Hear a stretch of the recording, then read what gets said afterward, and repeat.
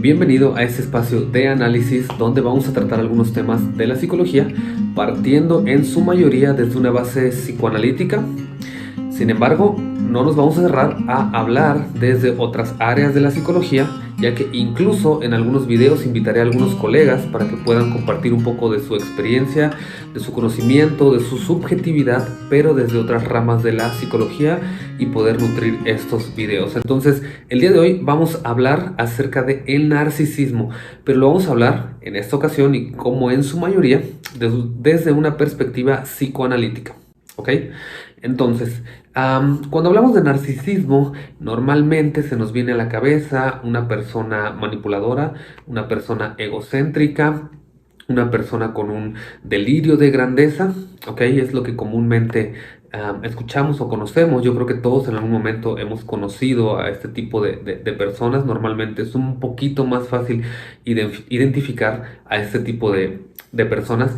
Incluso es posible que hayas estado en una relación, como comúnmente se menciona, una relación tóxica o de violencia, en la cual pues hayas sido presa de una persona con rasgos narcisistas, ¿ok? Cuando hablo de esto, de que alguien haya caído en una de estas relaciones con una persona narcisista, al principio estas personas pues comienzan a endulzarte el oído, son muy halagadoras, eh, hacen que tú seas el centro de atención, te ponen por encima de ellos o de ellas, pero después te das cuenta que viene la parte de la violencia y es como un ciclo. Y más adelante voy a ahondar un poquito más acerca de esto, de cómo se da en una relación de pareja, pero antes lo explicaré, como les he comentado, desde la perspectiva psicoanalítica. Entonces, el narcisismo, desde esta perspectiva, se divide en dos y comienza en la infancia. De hecho, todos tenemos un narcisismo. Voy a aclarar que el narcisismo, visto desde el psicoanálisis, si lo traspolamos a otra teoría, a otras áreas, podríamos estar hablando de un autoestima, ¿ok? Entonces, el narcisismo podríamos hablar de un autoestima, ¿ok? El autoestima puede ser o elevada, en un término normal, funcional o medio, y bueno, decadente, una autoestima, lo cual también es algo, pues es algo malo, ¿ok? Entonces tenemos que estar como que en ese nivel. Ahorita hablaré un poquito más de esto, pero bueno, el narcisismo se da o se divide en dos fases y comienza en la parte de la infancia. Hay un narcisismo primario y un narcisismo secundario, ¿ok? Y voy a tratar de explicarlo de la forma o con palabras muy sencillas, ya que estos videos posiblemente los vean colegas psicólogos, los vean psicoanalistas o personas que no han tenido tanto acercamiento a la teoría psicoanalítica o a la psicología y simplemente son personas que quieren aprender a cómo diferenciar o cómo percibir a una persona narcisista, ¿ok? Entonces, el narcisismo primario, vamos a decir así. Cuando el niño nace, el niño o la niña, sabemos que es completamente dependiente, hay una dependencia total de la madre. La madre es quien va a alimentar al niño, pero no solo físicamente. La madre debe alimentar al niño afectivamente. Y eso es lo que vamos a llamar que la madre va a investir al niño de su líbido, ¿ok? La líbido podemos, en palabras sencillas, asemejarla al afecto, al amor que alguien deposita en otra persona. Entonces la madre lo alimenta, pero también le deposita o le descarga esta líbido, este amor, este afecto al niño. Es 100% necesario que la madre haga esto de investir al niño con todo este afecto, este cariño, este amor, para que él vaya constituyendo su propio yo, su propio self. Como se dice, es necesario que el niño pueda estar bien constituido, lo cual se da en los primeros, bueno, desde que nace y durante los primeros meses. E incluso algunos autores desde antes de que el niño nazca, es decir, durante el vientre de la madre, ya se empieza a sobrecargar o a cargar de líbido al niño. Y no solo es la madre, obviamente, también entra el padre. Ambos deben de investir al niño de este amor y de este afecto, para que una vez que el niño esté bien constituido, y esta primera fase del narcisismo primario se pueda dar, posteriormente pase un narcisismo secundario, donde ya el niño puede depositar esa libido, ese amor, ese afecto en otros objetos. Cuando digo objetos, puede ser como tal un objeto o puede ser personas, ¿ok? Y el niño empieza a depositar más adelante eso en los padres, incluso en ciertos objetos, ciertos juguetes, algo que vamos a llamar el objeto transicional. Esto es desde la teoría de Winnicott, pero bueno, esto lo dejaré para otro video. Entonces, el niño, una vez que es investido con esta libido, ¿ok? Va constituyendo su yo. Y de hecho es importante que sea así porque de no ser así se puede quedar instaurado en una estructura psicótica y en un autismo. El autismo ocurre en los primeros días o meses de vida si es que no fue cargado adecuadamente de esta libido, ¿ok? Lo cual también hablaré más a fondo en otro video para que en este momento no se sobreentienda esto que quiero decir. Y una vez que está constituido el narcisismo primario y el narcisismo secundario, el niño puede empezar a desenvolverse con las demás personas. Incluso hay una etapa, esto hablando de términos lacanianos, entre los 6, 8 hasta los 18 meses, que él va a llamar el estadio del espejo.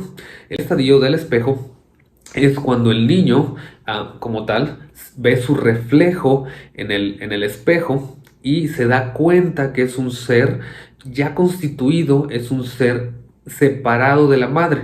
Los primeros meses de vida, el niño cree o siente que está fusionado a la madre y que todo lo que la madre sienta, él también lo siente. Es por eso es que se da ese lazo tan fuerte entre madre e hijo en estos primeros meses y la madre es quien prácticamente da la personalidad o la estructura del niño. Pasa esta parte del estadio del espejo, el niño se da cuenta que es alguien separado de la madre y bueno, puede ir al mundo exterior a ir depositando ese amor, ese afecto o líbido en otros objetos y en la adolescencia empezar a relacionarse con los demás, etc.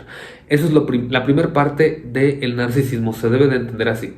Ahora, el narcisismo, ya hablándolo en términos más comunes, o en el adulto, también tenemos que entenderlo como una posición infantil, ¿ok? El narcisismo o el narcisista es un sujeto infantilizado o que se quedó en una etapa infantil. ¿Por qué digo esto? Porque el niño, vamos a hablar un niño de 3, 4, 5 años, quiere o desea toda la atención de los padres. Siempre quiere ser ese centro de atención y de hecho lo es porque los padres normalmente por la edad del niño, lo cual en ese punto pues es algo normal, atienden todas sus demandas, el niño tiene todos sus juguetes que son para él, por eso es que en esta etapa le es complicado compartir porque él todavía está en esta fase narcisista. Entonces le es complicado hasta que va creciendo y es lo mismo con el adulto. Él quiere seguir siendo ese centro de atención y que todas sus demandas sean cumplidas. Este narcisismo puede darse por diferentes factores, ¿ok? Hablábamos de la madre, del padre, de cómo se relacionan con ellos, padres demasiado permisivos y que satisfacen las demandas al 100% y con inmediatez a los hijos, podría generar un narcisismo. Por el contrario, también padres carentes de afecto, muy agresivos, también podrían generar un narcisismo, porque el niño al no recibir ese afecto que necesita, como cualquier niño, al ir creciendo va a empezar a sobredemandar ese afecto que no tuvo, esa atención, y entonces también podría surgir un narcisismo, ¿ok? Desde distintas perspectivas hay distintos tipos de narcisista, incluso Otto Kemper, un autor desde el psicoanálisis, habla incluso de un narcisista maligno. Esto es distinto a lo que se menciona en el DSM-5 como un trastorno de la personalidad narcisista, ¿ok? Son distintos términos, pero finalmente están muy relacionados. Entonces, la persona narcisista adulta entendemos que es como un niño que demanda esa atención. También, algo que siempre me gusta aclarar es que prefiero no hablar de un narcisista, sino de una persona con rasgos narcisistas. De esta forma evitamos etiquetar a alguien y decir, es que tú ya eres narcisista, y vas a ser de esta forma. Pero una persona con rasgos narcisistas o que predominan rasgos narcisistas, como lo decía al principio, egocentrismo, este sentimiento de grandeza o percepción de grandeza, esta demanda excesiva de esta atención desmedida, de ser el centro de atención, de poder, de autoridad, ¿ok? Es parte de estos rasgos narcisistas. Creo que todos conocemos y es a veces fácil identificar. Estas estructuras de personalidad normalmente llegan a alcanzar posiciones de poder. Hablamos de políticos, hablamos de algunos gerentes o jefes, directivos. Normalmente tienen estos puestos por ese empuje que tienen, por ese deseo de poder. Y vamos a hacer también aquí una separación. El hecho de que alguien tenga rasgos narcisistas no quiere decir que va a ser malo. De hecho, vamos a verlo como un espectro o como por niveles. Em, Puede haber niveles patológicos, que es un narcisismo ya extremo, o puede haber niveles bajos de este narcisismo, ¿ok? Entonces, una persona tal vez normal va a fluctuar en medio, ¿ok? Porque todos tenemos rasgos narcisistas, solo que en mayor o menor medida. El narcisismo ese es incluso amor propio que yo tengo hacia mí y que yo me aprecio y me agrado, o mi forma de ser, como soy, etcétera, ¿no? Eso es algo, vamos a llamarlo intermedio o algo dentro de lo normal o de lo funcional.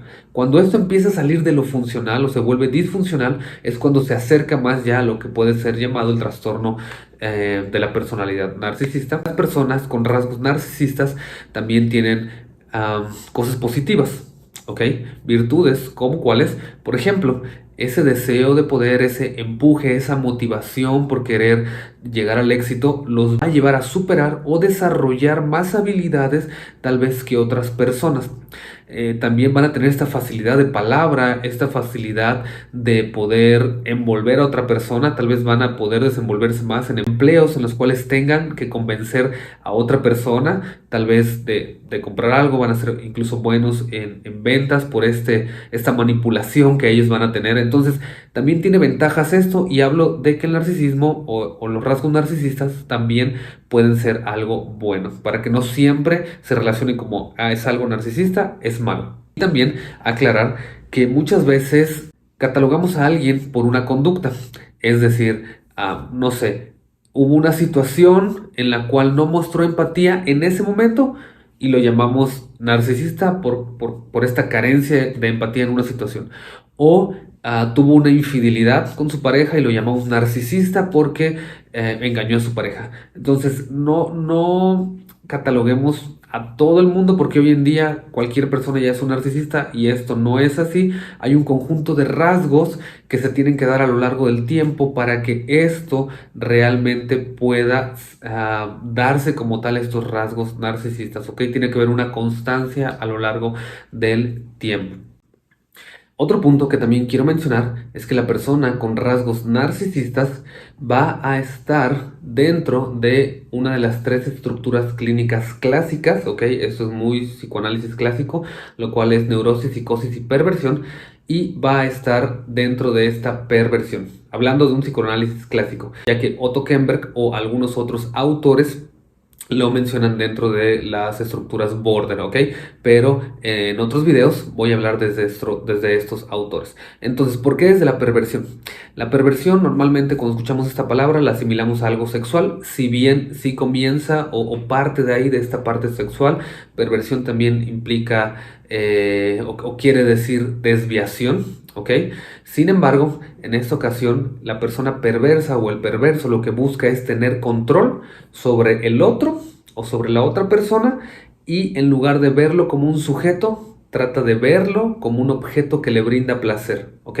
Entonces, la persona con rasgos narcisistas normalmente va a buscar personas a las cuales no va a ver como sujetos, sino las va a controlar como sus objetos que le brindan placer, ¿ok? Es decir, las relaciones que tenga esta persona van a ser pasajeras.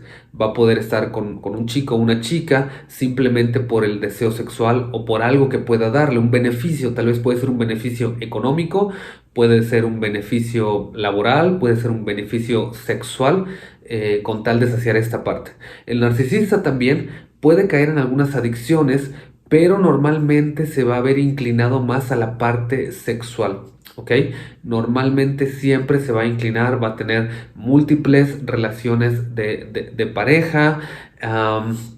Entonces todo casi siempre va a recaer en esta parte y en el control. Recuerden, cuando hay una persona narcisista dentro de una pareja, él o ella no te va a ver como un sujeto, es decir, no te va a ver igual que él, no te va a tratar de que tú puedas estar bien. Al contrario, siempre va a tratar de verte como un objeto que él pueda controlar y que pueda recibir algo a cambio. Es por eso la manipulación que él tiene, que va a ser un círculo en el cual él te va a decir que eres lo máximo, que daría todo por ti, pero dentro de ese círculo vicioso en ocasiones te va a violentar de alguna manera, va a bajar tu narcisismo o va a bajar tu autoestima, la va a disminuir hasta el piso con comentarios como eres un inútil o todo lo que haces está mal o por tu culpa esta relación se está perdiendo, por tu culpa está pasando esto, tú eres el causante de esto, él se va a hacer la víctima, él o ella se va a hacer la víctima, y entonces todo va a ser este círculo vicioso en el cual siempre va a tratar de tener el control.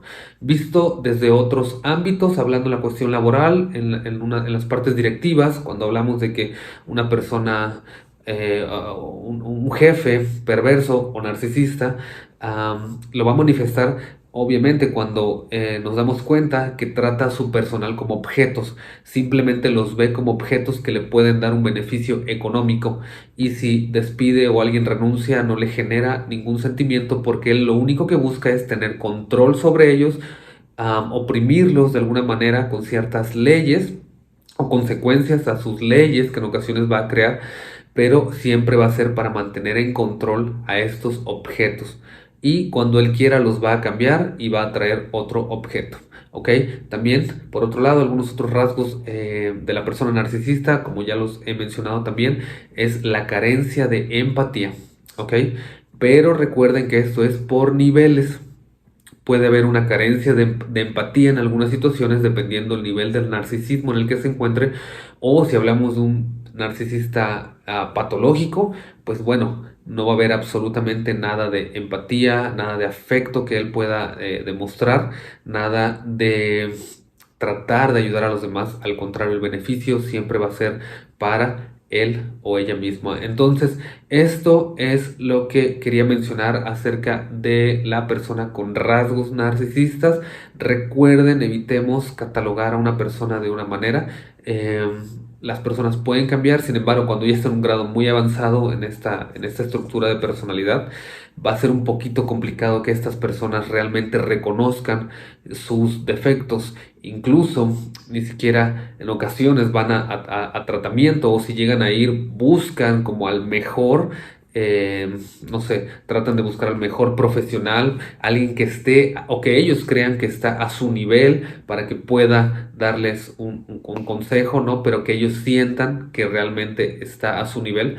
Y bueno, esto es algo sobre el narcisismo, como lo dije al principio, partiendo más desde una base psicoanalítica. Espero que eso haya podido ayudar a que comprendamos y podamos identificar de una manera un poquito más fácil a una personalidad, a un sujeto con rasgos narcisistas. Entonces, les invito a que puedan suscribirse a este canal. Voy a estar subiendo más videos, distintos temas de la psicología. Voy a estar invitando a algunos colegas. Ayúdenme a compartir estos videos para que puedan llegar a más personas y nos vamos a ver en la próxima.